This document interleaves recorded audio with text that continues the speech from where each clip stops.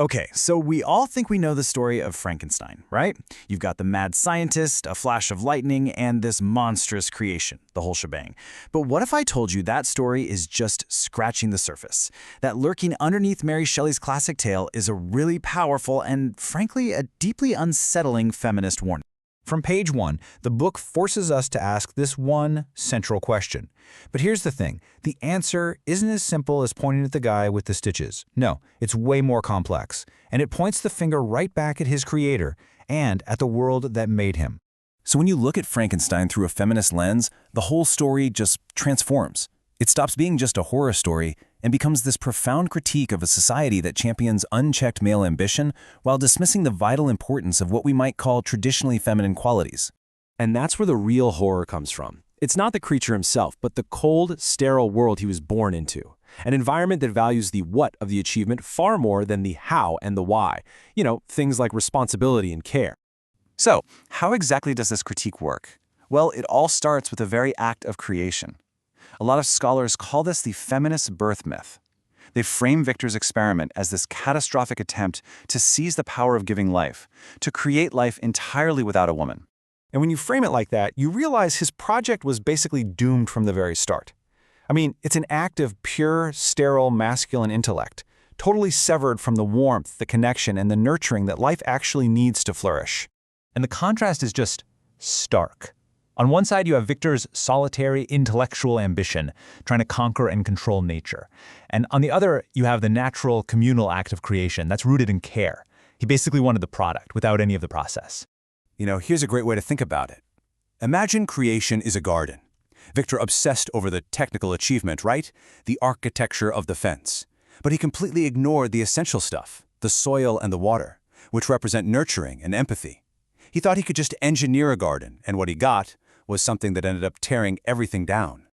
This total failure of empathy brings us right back to Victor himself.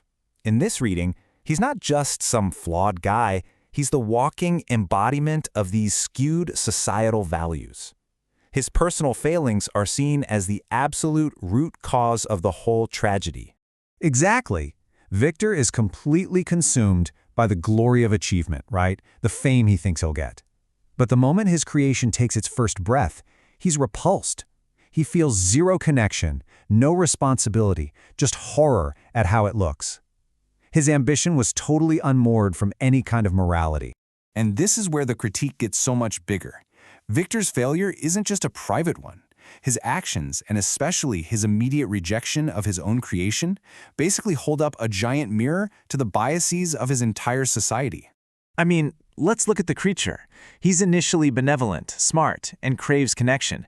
But because he's physically terrifying, he's instantly rejected. Well, this mirrors exactly how 18th century society used physical appearance to justify brutal systems of inequality, racism, and colonialism. Shelley is using the creature to critique a world that judges your inner worth based on your outer looks. So what happens when you mess with the natural order that profoundly? Well, the novel's answer is a terrifying and systematic punishment. In this view, nature is a powerful, feminine force that decides it's time to exact a terrible revenge for Victor's arrogance. And this revenge is chillingly specific. Victor tried to erase the feminine from creation, and in return, every single major female figure in his life is destroyed. His mother dies, he violently destroys the female mate he starts building for his creature, and finally, his bride Elizabeth is murdered on their wedding night. It's a total annihilation of the feminine in his world. So yeah, these are not random tragedies. This is a direct cause and effect consequence. It's a cascade of failure that begins with one monstrous idea and ends with the utter destruction of the man who had it. Now, it's easy to think of this as just a 200-year-old story, but its themes are so incredibly relevant. This feminist reading of Frankenstein isn't just an academic exercise. It's a powerful warning that resonates just as strongly today. And this is the ultimate takeaway. The horror isn't some creature made of mismatched parts.